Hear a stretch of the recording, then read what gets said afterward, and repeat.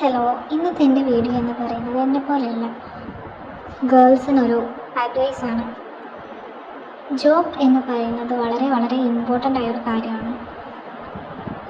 ജോബാണോ മാരേജാണോ important എന്ന് ചോദിച്ചാൽ job തന്നെയാണ് ഇമ്പോർട്ടൻറ്റ്. സ്വന്തം കാലിൽ നിന്നതിന് ശേഷം മാത്രം വിവാഹം കഴിക്കാൻ വേണ്ടി ശ്രദ്ധിക്കുക. വീട്ടുകാരും നാട്ടുകാരും പലതും പറയും, അതിലൊന്നും വീഴാതെ ഒരു ജോലി, അത് പ്രൈവറ്റിലാണെങ്കിൽ പ്രൈവറ്റ്, ഗവൺമെൻറ്, പ്രൈവറ്റ് അങ്ങനെ വ്യത്യാസമൊന്നുമില്ല. ഏതെങ്കിലും നമ്മൾ കഷ്ടപ്പെട്ട് പഠിക്കുക, എന്തെങ്കിലും ഒരു ജോലിക്ക് കയറുക.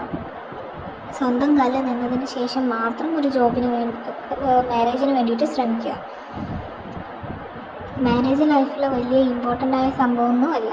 അത് നാട്ടുകാർക്ക് ഒരു സദ്യ കൊടുത്തിട്ട് അവരൊന്ന് തൃപ്തിപ്പെടുത്താൻ വേണ്ടി മാത്രം നടത്തുന്ന കാര്യമാണ്. അതുകൊണ്ട് നമ്മുടെ ലൈഫിൽ ഒരു കാര്യം ഉണ്ടാവാൻ പോകുന്നില്ല. അപ്പോൾ ആദ്യം ജോലി, പിന്നെ കല്യാണം.